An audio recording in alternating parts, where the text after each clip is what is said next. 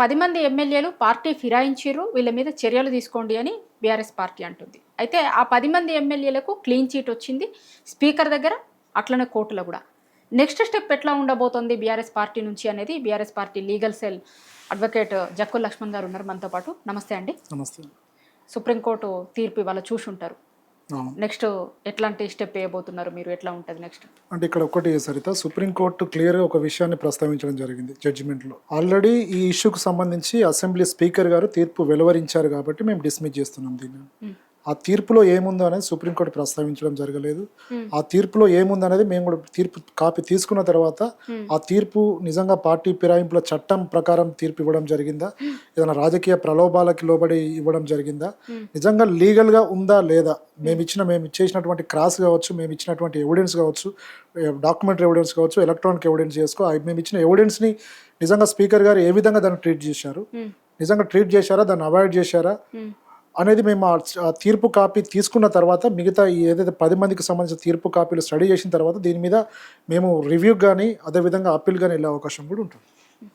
ఈ మధ్య బాగా వింటుంది పార్టీ ఫిరాయింపులు అనే పదం. పార్టీ ఫిరాయింపుల చట్టం, అసలు ఈ చట్టం ఎప్పుడు వచ్చింది? ఈ చట్టం ఏం చెప్తుందండి? పార్టీ ఫిరాయింపుల చట్టం ఏం చెప్తుంది అంటే క్లియర్గా సరిత, పార్టీ ఫిరాయింపుల చట్టం అనేది నిజంగా ఎందుకు వచ్చింది అనడానికి కారణం ఫస్ట్ ఒక పార్టీలో బీఫామ్ తీసుకొని ఒక జాతీయ పార్టీ అంటే ఎలక్షన్ కమిషన్లో నమోదైనటువంటి పార్టీ, జాతీయ పార్టీలో ఒక పార్టీ అంటే రిజిస్టర్ అయిన పార్టీ నుంచి బీఫామ్, ఏ పార్టీ అయినా, అది చిన్న పార్టీ కావచ్చు, పెద్ద పార్టీ కావచ్చు, ఏ పార్టీ అయినా అక్కడ బీఫామ్ తీసుకొని గెలిచిన వ్యక్తి కావచ్చు, ఓడిపోయిన వ్యక్తి కావచ్చు, ఆ పార్టీకి రిజైన్ చేయకుండా వేరే పార్టీలో జాయిన్ అయినప్పుడు అది పార్టీ ఫిరాయింపుల చట్టాన్ని ఉల్లంఘించినట్టు.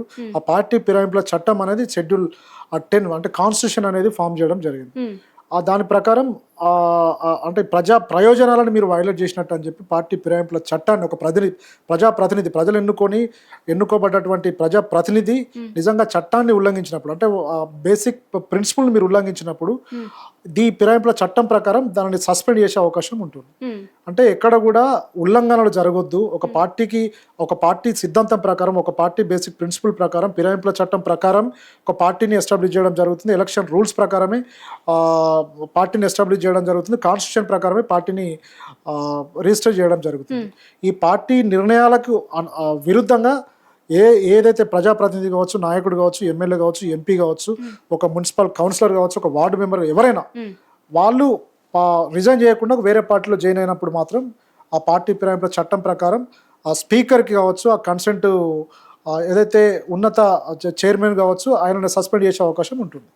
అందుకోసం పార్టీ ఫిరాయింపుల చట్టం తీసుకురావడం జరిగింది. అయితే మొన్న దానం నాగేందర్ మీద క్లీన్ చీట్ ఇచ్చిన తర్వాత ఆయన మాట్లాడుతూ ఏమంటారంటే, ఆయన మీద కంప్లైంట్ చేసింది కౌశిక్ రెడ్డి, అట్లనే బీజేపీ మహేశ్వర్ రెడ్డి చేసిరు. వాళ్ళెవరు అసలు నా మీద కంప్లైంట్ చేయడానికి? పార్టీ అధ్యక్షుడు కంప్లైంట్ చెయ్యాలి, కానీ ఎమ్మెల్యే, ఆ పార్టీలో ఉన్నటువంటి ఒక ఎమ్మెల్యే ఎందుకు కంప్లైంట్ చేస్తాడు అని అంటున్నారు. అది నిజంగా లాజిక్ పాయింటా అండి? అట్లా పార్టీ అధ్యక్షుడే కంప్లైంట్ చేయాలని అంటే ఇక్కడ అది అందుకే ఆ జడ్జిమెంట్ కాపీలో ఏం ప్రస్తావించారో చూడాల్సి వస్తుంది. నిజంగా ఆయన దానం నాగేందర్ గారు అలా ఆ విధంగా అన్నప్పుడు జడ్జి ఆ తీర్పులో ఆ విషయం ప్రస్తావించారు అనుకోండి. కౌశిక్ రెడ్డి గారు కంప్లైంట్ చేశారు, ఆయన విక్టిమ్ కాదు కాబట్టి మేము దీన్ని పరిగణలోకి తీసుకోవట్లేదు అని తీర్పులో ప్రస్తావిస్తే మాత్రం దాన్ని మళ్ళీ కంప్లైంట్ కేటీఆర్ గారి పార్టీ అధ్యక్షుడు కాబట్టి తన కంప్లైంట్ ఇవ్వడం జరుగుతుంది. కానీ ఇక్కడ ఒక పార్టీలో ఉన్నటువంటి ప్రజాప్రతినిధిగా ఆయనకు కాన్స్టిట్యూషన్ ఇచ్చిన రైట్గా ఆయన పార్టీ ఆయన పార్టీ రూల్ని వైలేట్ చేసినప్పుడు ఆయనకు రైట్ ఉంటుంది. కౌశిక్ రెడ్డి కూడా అథారిటీ ఉంటుంది కాబట్టి సుప్రీంకోర్టు యాక్సెప్ట్ చేసింది. నిజంగా కౌశిక్ రెడ్డి గారికి ఆ అథారిటీ లేనప్పుడు, ఆ రైట్ లేనప్పుడు సుప్రీంకోర్టు ఆయన నెంబర్ ఇచ్చేది కాదు కదా. కౌశిక్ రెడ్డి గారికి హైకోర్టు నెంబర్ ఇచ్చింది, సుప్రీంకోర్టు నెంబర్ ఇచ్చింది. దాని మీద కొన్ని వాదోపవాదాలు జరిగినాయి, వాళ్ళు ఎవిడెన్స్ వచ్చింది, గవర్నమెంట్ ఇది రెస్పాండ్ అయింది, స్పీకర్ ఆఫీస్ రెస్పాండ్ అయింది. ఎక్కడ కూడా ఈ ప్రస్తావన రాలేదు లీగల్గా. కానీ ఇక్కడ దానం గారు అన్నట్టు అది అవాస్తవం. అది దానికి రైట్ ఉంటుంది కౌశిక్ గారికి అందులో. ఎందుకంటే కౌశిక్ గారి నుంచి మొదటి నుంచి నేను ఆ కంప్లైంట్ ఇచ్చినప్పటి నుంచి నేను కౌశిక్ గారితో కమ్యూనికేషన్లో కూడా, ఇది లీగల్గా కొంత డిస్కషన్లో కూడా నేను ఉండడం జరిగింది. స్పీకర్ నిర్ణయాన్ని క్వశ్చన్ చేసే అధికారం కోర్టులకి కూడా లేదు అనేది ఒకటి మనం చాలా సందర్భాలలో వినుకుంటూ వస్తున్నాం. రకరకాల కేసులలో, పార్టీ ఫిరాయింపులు కావచ్చు, ఇంకా రకరకాల కేసులలో. ఇక్కడ కూడా సేమ్ పాయింట్ని అప్లై చేసే అవకాశం ఉంటుంది కదా మరి? అంటే ఇక్కడ ఒకటి సరిత, అంటే మీరు అన్నట్టు పార్టీ ఫిరాయింపుల చట్టానికి లోబడే స్పీకర్ గారు తన నిర్ణయాన్ని వెలువరించాల్సిన అవసరం ఉంటుంది. ఇక్కడ స్పీకర్ గారే ఫైనల్ స్పీకర్ గారే సుప్రీం అనడానికి నిజంగా తీర్పుని జస్టిఫైయబుల్ అంటే ఎవిడెన్స్ బేస్ చేసుకుని తీర్పు ఇస్తే మాత్రం దాన్ని ఛాలెంజ్ చేయడానికి ఉండదు. కానీ ఇక్కడ తీర్పుని ఎక్కడైతే ఏదైతే ఈ 10 మంది ఎమ్మెల్యేలు పార్టీ ఫిరాయించి అంటే పార్టీ ఫిరాయింపుల చట్టాన్ని ఉల్లంఘించి కాంగ్రెస్ పార్టీలో చేరి కండువలు కప్పుకొని కాంగ్రెస్కు ఫేవర్గా స్పీచ్లు ఇచ్చి కాంగ్రెస్ నాయకులకి ఏదైతే కంటెస్టింగ్ క్యాండిడేట్లకు చాలా మందికి ప్రచారం చేసి చాలా మంది ఒకరిద్దరు కాంగ్రెస్ బీఫామ్ తీసుకొని నిలబడ్డ వ్యక్తులు అది వాళ్ళే పార్టీని ఫిరాయించడం జరిగింది. అలాంటి వ్యక్తులు ఎవిడెన్స్ని తీసుకోకుండా ఇప్పుడు స్పీకర్ గారు ఏకపక్షంగా తీర్పిస్తే మాత్రం స్పీకర్ నిర్ణయాన్ని కూడా ఛాలెంజ్ చేయవచ్చు. చాలా రాష్ట్రాలలో స్పీకర్ నిర్ణయాన్ని ఛాలెంజ్ చేసిన సందర్భాలలో చాలా హైకోర్టు సుప్రీంకోర్టులు కూడా ఇన్వాల్వ్ అయ్యి సస్పెండ్ చేసిన సందర్భాలు ఉన్నాయి. అవన్నీ మేము స్పీకర్ గారికి సబ్మిట్ చేయడం జరిగింది, డాక్యుమెంట్స్ సబ్మిట్ చేయడం జరిగింది, ప్రాపర్గా ప్రీవియస్ జడ్జిమెంట్స్ కూడా సబ్మిట్ చేయడం జరిగింది. మీరు ఆల్రెడీ ఆధారాలు సబ్మిట్ చేసిరు, వాళ్ళు పార్టీలలో చేరినట్టు లేకపోతే వేరే బీఫామ్ మీద పోటీ చేసినట్టు ఫోటోలు కావచ్చు, వీడియోలు కావచ్చు, అసెంబ్లీలో వాళ్ళు కూర్చున్నటువంటి ప్లేస్లు కావచ్చు, ఇవన్నీ మీరు కోర్టుకు సబ్మిట్ చేసారు, స్పీకర్కి సబ్మిట్ చేసారు. అంతా విచారణ అయిపోయిన తర్వాత ఇవాళ స్పీకర్ తన తీర్పునిచ్చారు, కోర్టు తన తీర్పు ఇచ్చింది. ఇంకా మళ్ళీ దీంట్లో నెక్స్ట్ స్టెప్ ఏం తీసుకునే అవకాశం ఉంటుంది అంటే ఇక్కడ ఒకటి క్లియర్గా ఇప్పుడు సుప్రీంకోర్టు మీకు ఇంతకుముందు చెప్పాను, సుప్రీంకోర్టు స్పీకర్ నిర్ణయించిందని చెప్పి సుప్రీంకోర్టు దాన్ని డిస్మిస్ చేయడం జరిగింది. కానీ ఇక్కడ ఆ తీర్పులో ఏముంది అనేది మేము లీగల్ టీమ్ సీరియస్గా డిస్కస్ చేసిన తర్వాత దాని మీద అప్పీల్ చేద్దామా, ఈ స్పీకర్ నిర్ణయాన్ని రివ్యూ చేద్దామా, లేదంటే సుప్రీంకోర్టులో మళ్ళీ ఛాలెంజ్ చేద్దామా, లేదంటే హైకోర్టులో ఛాలెంజ్ చేద్దామా అనేది లీగల్ టీమ్ డిస్కస్ చేస్తుంది. అంటే ఇప్పుడున్న పార్టీ ఫిరాయించినట్టు మా దగ్గర ఆధారాలు ఉన్నప్పటికీ, మేము ప్రొడ్యూస్ చేసినప్పటికీ, క్రాస్ చేసినప్పటికీ, ఆర్గ్యుమెంట్ ప్రాపర్గా చేసినప్పటికీ ఇలా తీర్పు రావడం అనేది ఏ విధంగా ఆ తీర్పును తను ఇవ్వడం జరిగింది స్పీకర్ గారు, ఎందుకు వాళ్ళు పార్టీ ఫిరాయించలేదని చెప్పి తను తీర్పు ఇవ్వడం జరిగింది అనేది తీర్పు వచ్చిన తర్వాత, అంటే ప్రజా తీర్పు ఆల్రెడీ వచ్చేసింది. ప్రజలకు అందరికీ వాళ్ళు ప్రతి ఏరియాలో మేము డెవలప్మెంట్ కోసం కాంగ్రెస్లోకి వెళ్ళినాము అని చాలా సందర్భాల్లో చాలా మంది ఫిరాయింపు ఎమ్మెల్యేలు చెప్పడం జరుగుతుంది. కానీ నిజంగా వాళ్ళు పార్టీని బీఆర్ఎస్ పార్టీలో ఉన్నట్లయితే భవన్కి ఎందుకు రావట్లేదు, కేటీఆర్ గారితో ఎందుకు డిస్కస్ చేయట్లేదు, కేసీఆర్ గారి దగ్గరికి ఎందుకు వెళ్ళట్లేదు, హరీష్ గారి దగ్గరికి ఎందుకు వెళ్ళట్లేదు, నిజంగా పార్టీ కార్యక్రమాలలో ఎందుకు పార్టిసిపేట్ చేయట్లేదు, పార్టీ ప్రతిపక్షంలో ఉండి ఇప్పుడున్న ఎమ్మెల్యేలు ఏదైతే బీఆర్ఎస్ పార్టీలో ఉన్నటువంటి ఎమ్మెల్యేలు ప్రభుత్వం చేసిన తప్పులు అది అంతేందుకండి అంటే ఒక కామన్ ఎజెండా అంటే సామాన్యుడు కాంగ్రెస్ వాళ్ళు కూడా చాలా మంది హైడ్రాని వ్యతిరేకిస్తున్నారు. ఇప్పుడు ఖమ్మంలో జరిగిన సంఘటన హృదయ విదారకర సంఘటన, పేదల ఇల్లు కూల్చడం, ఉన్న వాళ్ళ ఇళ్లను మాత్రం చెరువులో కట్టుకున్న బిల్డింగ్లు కాంప్లెక్స్లు మాత్రం అలాగే ఉంటున్నాయి. ఇది పార్టీలకు అతీతంగా దీన్ని అపోజ్ చేస్తున్నారు.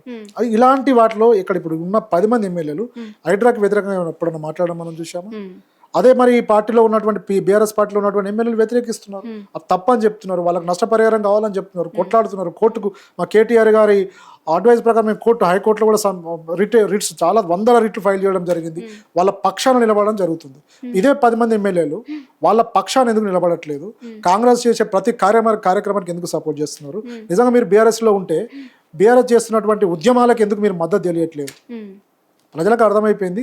కానీ స్పీకర్ నిర్ణయం అనేది రాజ్యాంగానికి అంటే పార్టీ ఫిరాయింపుల చట్టానికి లోబడి చేసింది అనడానికి మా దగ్గర అంటే మాకైతే కనబడట్లేదు. తను కొంత అంటే ప్రాపర్గా ఎవిడెన్స్ని తను ఎస్టాబ్లిష్ చేసిన ఎవిడెన్స్ని తను మెన్షన్ చేయకుండా ఏకపక్షంగా ఇచ్చిండు అనడానికి మనకు అర్థమవుతుంది. దాన్ని మేము ఛాలెంజ్ చేసే అవకాశం కూడా ఉంటుంది. ఈ 10 మంది ఎమ్మెల్యేలలో 8 మంది ఎమ్మెల్యేలు ఒకెత్తి అయితే 2 కడియం శ్రీహరి, దానం నాగేందర్ అనే వ్యక్తులు. దానం నాగేందర్ కాంగ్రెస్ పార్టీ బీఫామ్ మీద ఎంపీగా పోటీ చేసిండు, కడియం శ్రీహరి వాళ్ళ బిడ్డ బీఫామ్ మీద సంతకం పెట్టిండు అనేది నిజంగా అవి ఎవరికి చూసే వాళ్ళకి కూడా దీంట్లో కరెక్ట్ కాదు. ఇది ఒక పార్టీ అభ్యర్థులు ఇంకొక పార్టీకి ఎట్లా సంతకాలు చేస్తారు అనేది కామన్ మ్యాన్ కూడా అర్థమవుతున్నటువంటి దాంట్లో.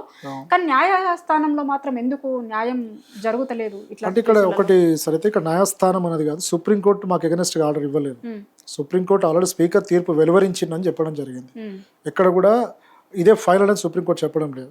కానీ ఇక్కడ స్పీకర్ అనేది ఒక గౌరవప్రదమైన ఒక ట్రిబ్యునల్ కోర్టు, అది ఒక జడ్జి హోదాలో ఉన్నటువంటి స్పీకర్ నిర్ణయం అనేది ప్రజా ఆమోదంగా ఉండాల్సిన తీర్పు. అది ఈరోజు ఏకపక్షంగా ఉండడం అనేది అది నిజంగా ప్రజలు కూడా దాన్ని ఆ తీర్పును హర్షించారు. నిజంగా 10 మంది ఎమ్మెల్యేలు కూడా ఈరోజు అంటే సంబరపడవచ్చు, కానీ ప్రజలకు తెలుసు వాళ్ళు ఏ పార్టీలో ఉన్నారు ఏంటి అనేది. కాబట్టి దీన్ని సీరియస్గా మేము తీసుకుంటామో ఆ తీర్పును మేము ఛాలెంజ్ చేసే అవకాశం భవిష్యత్తులో ఉంది. Thank you. ఓకే.